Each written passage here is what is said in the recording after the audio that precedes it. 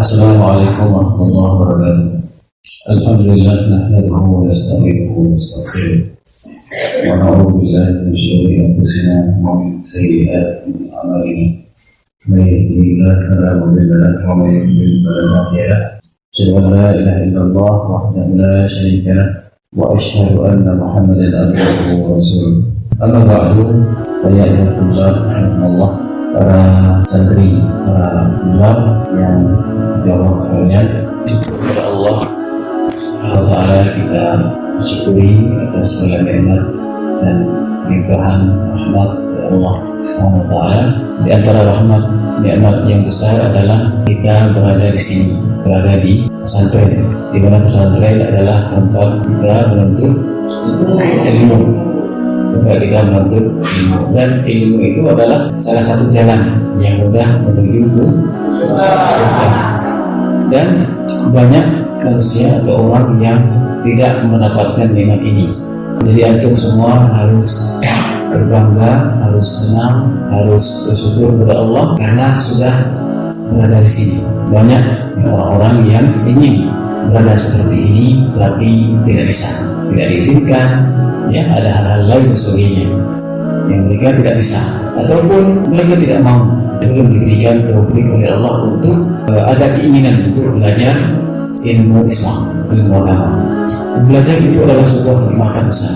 Belajar tentang imanan, tentang hukum-hukum agama, itu merupakan nikmat yang besar. Abdullah bin Mas'ud mengatakan, Innallaha yu'ti ad-dunya ma yuhibbu wa man la yuhibbu. Sehingga Allah memberikan dunia ini kepada orang yang Allah suka ataupun kepada orang yang Allah tidak suka. Dunia ini Allah berikan kepada orang yang Allah cintai, dan juga Allah berikan kepada orang yang tidak Allah cintai. Dunia diberikan kepada siapa saja, orang pintar, orang jahil, ya, orang kampung, orang kota, bahkan orang Islam dan orang kafir juga mendapatkan nikmat dunia. Ya, ada orang yang nggak sekolah, nggak tahu pendidikan, bahkan ada yang nggak bisa baca, tapi mereka jadi orang kaya. Ada orang yang sudah sekolah, kuliah, pintar, tapi hidupnya miskin, sederhana, nggak punya mobil, cuma punya motor misalnya, tapi dia sudah sekolah, kuliah, S2, S3, dan seterusnya, tapi tidak Allah berikan dunia. Ya, ada orang yang nggak sekolah, nggak tahu SD, teman-teman TK, tapi ketika besar dia jadi pengusaha, punya perusahaan. Akhirnya dia mendapatkan dunia, punya mobil mewah, rumah yang besar, dan seterusnya. Jadi tidak tentu. Di dunia ini Allah berikan kepada siapa saja. Orang yang Allah suka dan orang yang tidak dicintai oleh Allah memberikan dunia. Tapi Innallaha yu'ti al-iman man yuhibbu. Allah akan berikan iman ini kepada orang yang Allah cintai, kepada orang yang dicintai oleh Allah. Orang yang tidak Allah cinta, orang yang tidak Allah suka, maka tidak akan diberikan iman. Jadi beruntunglah orang yang belajar ilmu agama, maka sebenarnya dia dalam kenikmatan yang besar. Ya, dia berada dalam kenikmatan yang besar. Imam Syafi'i pernah mengatakan, "Man lam yaduk murrah ba'du sa'atan." Ya, barang siapa yang tidak merasakan pahitnya satu saat dalam menuntut ilmu, tajarra'a dhulal jahli tula hayatihi, maka dia akan merasakan pahitnya kebodohan sepanjang hidupnya.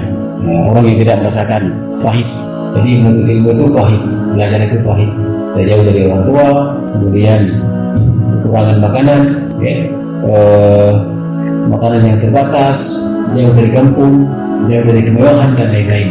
Ini kepahitan yang dirasakan oleh penuntut ilmu. Kemudian susah dalam menghafal Quran, susah dalam mengingat kosakata bahasa Arab, susah dalam mengulang pelajaran dan seterusnya. Dan itu dibutuhkan kesabaran. Harus bersabar dalam menuntut ilmu. Baik, jadi kita mulai ini adalah tauhid. Kenapa kita harus belajar tauhid? Ini tentu ada yang masih ingat ya. Kenapa kita harus belajar tauhid? Kenapa kita harus belajar? Tauhid itu harus belajar kan? Orang yang tidak belajar tauhid, maka dia tidak akan pernah merasakan kenikmatan dalam hidup, di dunia maupun di akhirat. Orang yang belajar tauhid, kemudian dia memahaminya, mempraktekkannya dalam kehidupan, kemudian didakwahkan kepada orang lain, maka dia akan merasakan kenikmatan dalam hidupnya. Dan sebaliknya, orang yang tidak pernah belajar tauhid, tidak mengetahuinya, tidak bisa mengamalkannya, kemudian juga tidak mendakwahkan kepada manusia, maka sungguh dia sengsara dalam hidup di dunia maupun di akhirat. Baik, kenapa kita harus belajar tauhid? Sekarang di pertama kali, kenapa kita harus belajar tauhid? Saya masih ingat, ada beberapa alasan, ada beberapa sebab kenapa kita harus belajar tauhid. Ada masih ingat? Yang lama. Jadi yang pertama adalah kenapa kita belajar tauhid? Yang pertama adalah sebelum kita lahir ke dunia, sebelum manusia lahir ke dunia, maka dia sudah punya janji dengan Allah Azza wa Jalla. Seluruh manusia dari awal sampai akhir, seluruh manusia itu sudah berjanji kepada Allah Subhanahu wa Ta'ala untuk mentauhidkan Allah. Nah, kemudian bagaimana cara mentauhidkan Allah? Yang pertama adalah mempelajarinya, kemudian baru mengamalkannya. Baik, mana buktinya bahwa manusia dulu pernah berjanji kepada Allah untuk bertauhid kepada Allah? Mana buktinya? Di mana kita bisa lihat buktinya?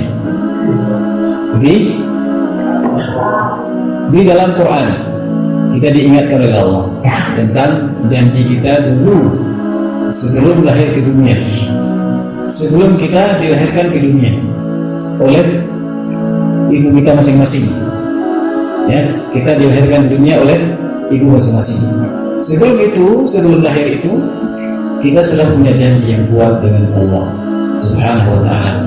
Kemudian janji itu Allah ingatkan dalam Quran. Kemudian nanti kita akan dituntut ketika di yaumul qiyamah, ketika di hari kiamat, dituntut oleh Allah tentang janji kita dulu.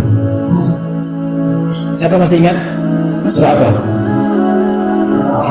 Surat Al-A'raf ayat ayat 172.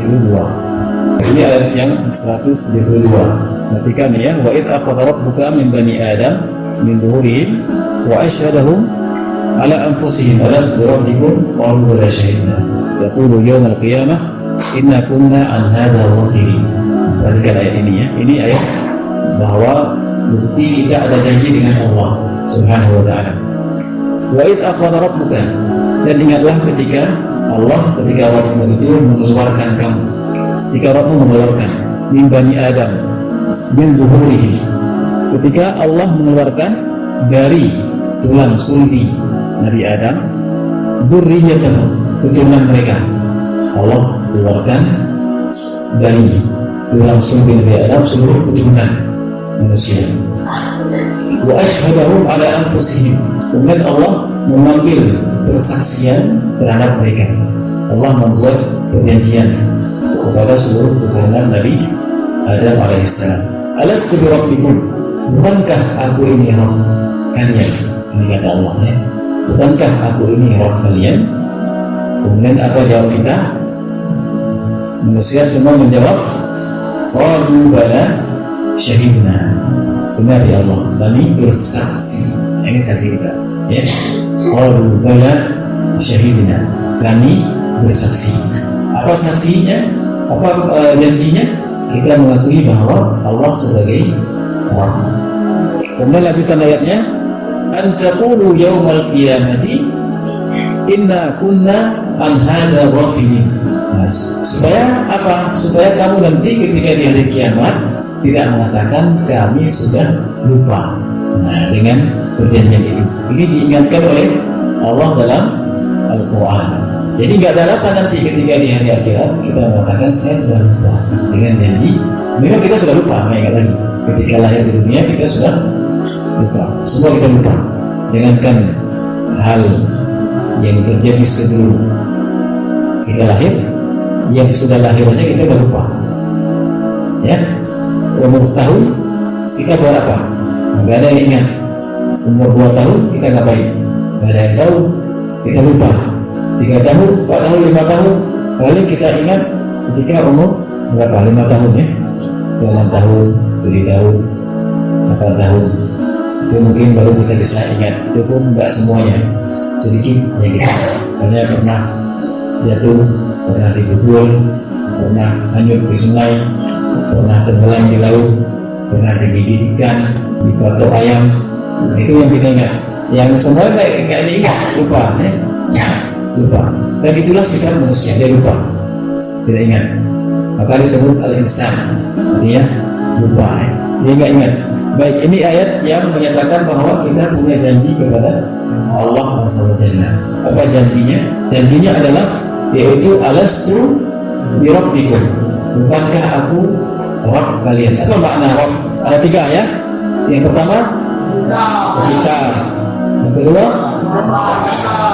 penguasa, ketiga pengatur, ketiga arti pencipta al-khaliq, kemudian al-malik penguasa, kemudian al-mudabbir mengatur. Kita harus mengakui. Jadi ini adalah tauhid. Kemudian di ayat 193 ayat selanjutnya Allah berfirman, "Au taqulu innama asyraka abauna." Au taqulu innama asyraka abauna min qabl. Atau nanti kamu akan mengatakan, ini alasan kita nanti kata Allah, sesungguhnya kami telah disyirikkan ya oleh orang tua kami. Nah, artinya orang tua kami itu yang tidak mengajarkan tauhid kepada kami. Makanya kami tidak tahu. Ini alasan kita nanti kepada Allah Rasulullah. Wa kunna dzurriyyatan min ba'dihim. Kami hanyalah keturunan dari mereka, dari orang tua kami. Ini alasan yang tidak akan diterima oleh Allah Subhanahu wa taala ketika di yaumil akhir, ketika hari kiamat nanti. Dan ini sudah diingatkan oleh Allah dalam Al-Quran. Jadi nggak ada alasan, harus belajar. Ini alasan pertama kenapa kita harus belajar tauhid. Semua manusia harus mempelajari tauhid. Itu adalah sumber dari kenikmatan hidup di dunia maupun di akhirat nanti. Ini pertama. Kemudian tentang ayat ini dijelaskan oleh para ulama dan juga disebutkan dalam sebuah hadis Nabi dalam riwayat sendiri. Rasulullah mengatakan, "Lamma khalaqallahu Adam." Ketika Allah menciptakan Nabi Adam, masaha dhahrahu. Allah mengusap punggungnya. Ya, Allah mengusap punggung Nabi Adam sehingga jatuhlah seluruh keturunan Nabi Adam, semua manusia. Itu dari awal sampai hari kiamat. Itu berupa ruh, bukan jasad. Ruh manusia. Kapan ruh itu bertemu dengan jasad? Kapan bertemu? Kita dulu terpisah, nggak ada jasad. Duluan ada ruhnya, jiwa. Baru ada jasad. Kapan jasad terbentuk? Jasad manusia. Kapan terbentuk jasadnya? Ketika di perut ibu. Ketika di perut ibu. Seperti dalam hadis Arba'in, inna ahadakum yusma'u khalquhu fi batni ummihi arba'ina yawman. Sebenarnya salah seorang kalian itu dikumpulkan dalam perut ibunya itu 40 hari berupa air mani. Kemudian semua yakun alamatan di finadari. Kemudian segumpal setetes darah dalam waktu 40 hari juga. Kemudian setelah itu semua yakun mutwatan di finadari. Kemudian menjadi segumpal daging juga dalam waktu 40 hari. Jadi dibentuk kita itu dalam perut ibu selama 120 hari. 3 kali 40, 120 hari. Setelah 120 hari baru dikirim malaikat oleh Allah. Apalagi ayat hadisnya tadi, "Tsumma yursalu ilaihi al-malaku fa yanfukhu fihi ruh wa yu'maru bi arba'i kalimat." Ya. Kemudian setelah 120 hari itu diutus malaikat oleh Allah Subhanahu wa taala untuk meniupkan ruh. Nah, itu baru bertemu jasad dengan ruh. Dulunya terpisah. Ruh kita bertemu dengan jasad itu ketika berada dalam kandungan perut ibu. Ya, dulunya kita terpisah, ruh dengan jasad. Oleh karenanya unsur manusia itu ada dua, kan? Ada apa saja unsur manusia? Ruh dan jasad. Ruh dan jasad bertemu dua itu baru disebut manusia. Kalau berpisah bukan manusia. Ketika ruh keluar, tinggal jasad, jadilah dia mayat, bukan manusia lagi. Baik, ini yang pertama. Yang kedua, alasan kedua, kenapa kita harus belajar tauhid? Barang siapa yang tidak belajar tauhid, maka dia akan dicela, menjadi orang terjahat, menjadi orang jahil, orang yang sengsara hidup di dunia dan akhirat. Yang kedua apa? Kemudian yang kedua, kenapa kita harus belajar tauhid adalah karena seluruh rasul yang Allah utus itu semuanya adalah mengajarkan tauhid. Jadi tujuan Allah utus rasul, tujuannya itu saja, satu, itu saja. Tujuan Allah mengutus semua nabi dan rasul hanya satu tujuan, yaitu mengajarkan tauhid kepada manusia. Ini dalam surah An-Nahl ayat 36 ya. Walaqad ba'atsna fi kulli ummatin rasulan an ya'budullah wa yajtanibu at-taghut. Dan sungguh kami telah utus pada setiap umat itu seorang rasul. Untuk apa? Nah, di sini dijelaskan an ya'budullah, supaya rasul itu menyuruhkan umat manusia untuk menyembah kepada Allah. Artinya menyembah kepada Allah yang esa, mengesahkan Allah dalam seluruh ibadah. Wajtanibu at-taghut, kemudian menjauhi taghut. Taghut apa? Syirik ya, menjauhi kesyirikan.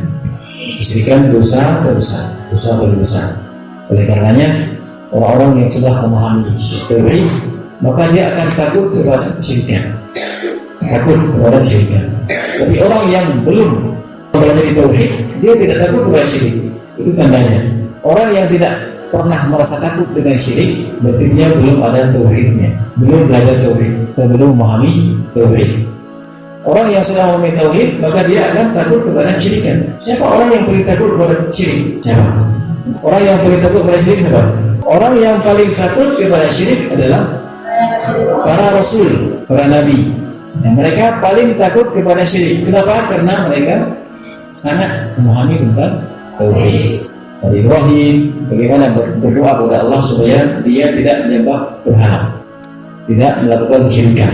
Dari Muhammad SAW dalam doa Nabi, beliau sering berdoa supaya tidak syirik kepada Allah. Jadi para rasul, para nabi, mereka sangat takut kepada syirik. Sedangkan orang-orang jahil, orang-orang yang tidak paham, dia tidak takut kepada syirik. Dia merasa aman, dia merasa syirik itu tidak bahaya. Sama seperti orang yang takut kepada harimau. Kenapa dia takut kepada harimau? Karena dia sudah mengenalnya, sudah tahu harimau itu berbahaya.